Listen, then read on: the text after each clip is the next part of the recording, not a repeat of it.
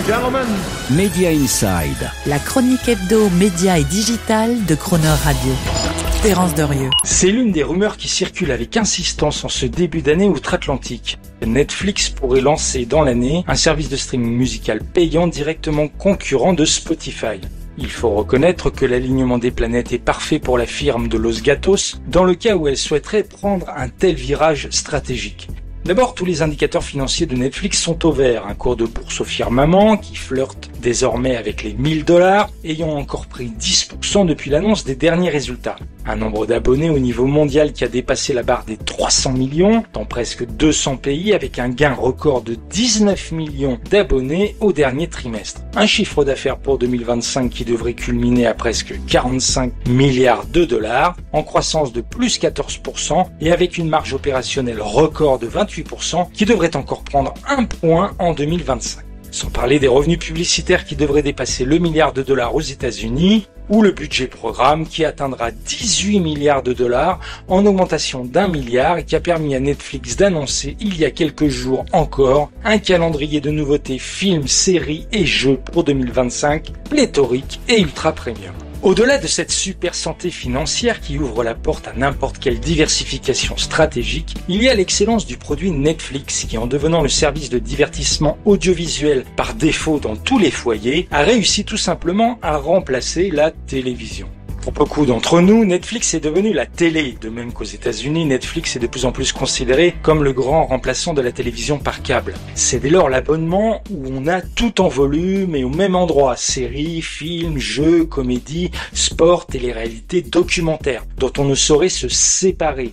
On parle ainsi d'hygiene subscription, d'abonnement hygiène, et destiné si besoin à survivre à tous les autres. Et c'est ce statut désormais d'app par défaut et d'app télé pour tous qui pourrait naturellement et potentiellement faire de Netflix, pour vous et moi, le réceptacle idéal susceptible d'accueillir cet autre divertissement du monde, le mieux et le plus partagé qu'est la musique. Netflix devenant ainsi la super app, l'Everything app ou encore la One Stop Shop app. Audio et visuel, la plus complète, combinant télé, jeux et musique avec tout au même endroit. Un repositionnement stratégique dans le streaming musical payant qui a supposé qu'il advienne ne pourrait qu'enchanter tous les acteurs de la filière musicale. D'abord parce qu'il constituerait enfin une alternative face au monopole de fait de Spotify dans le streaming musical, seule plateforme de musique payante à l'échelle mondiale. Ensuite parce que la puissance financière, la diffusion et la scalabilité mondiale de Netflix seraient de telles garanties pour les majors de la musique en termes de rémunération que de promotion de leurs artistes qu'elle les motiverait sans nul doute à accorder à Netflix les droits de licence pour tout leur catalogue.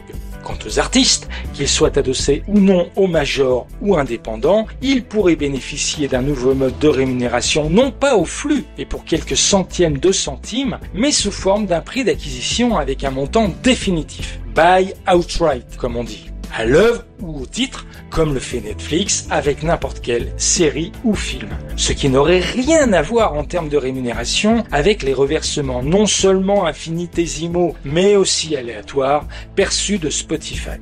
Et puis il y aurait aussi la perspective de sortir de la tyrannie des playlists imposées par Spotify, qui rendent de facto invisibles tous les artistes qui n'en font pas partie. Grâce à la puissance technologique de la plateforme Netflix, à sa logique algorithmique de recommandation et de découvrabilité, les artistes pourraient mieux émerger en fonction des goûts des utilisateurs et augmenter leurs chances d'être découverts et donc programmés. Pour financer son nouveau modèle économique sur la musique, il devrait être facile à Netflix vu son pricing power qui lui permet d'augmenter ses prix facilement sans subir trop de défections de ses clients et compte tenu de la croissance naturelle de son immense parc d'abonnés, d'augmenter de quelques dollars son abonnement pour trouver l'essentiel des ressources nécessaires pour rémunérer sans abîmer sa profitabilité tous les ayants droit musicaux, labels, producteurs, éditeurs ou auteurs. Et il devrait être aussi facile à l'entreprise Netflix, même si elle n'a jamais vraiment eu de relation ou d'expérience continue avec l'industrie musicale, de s'adapter au code du music business, comme elle a su le faire avec Hollywood et son intelligentsia au moment où le service s'est lancé en 2014. Il reste donc seulement à voir si ce qui pourrait être le futur cauchemar de Spotify adviendra cette année dans les faits. Media Inside. Terence Derieux, tous les mercredis à 7h45 et 19h45 et à tout moment en podcast. Cronerradio.fr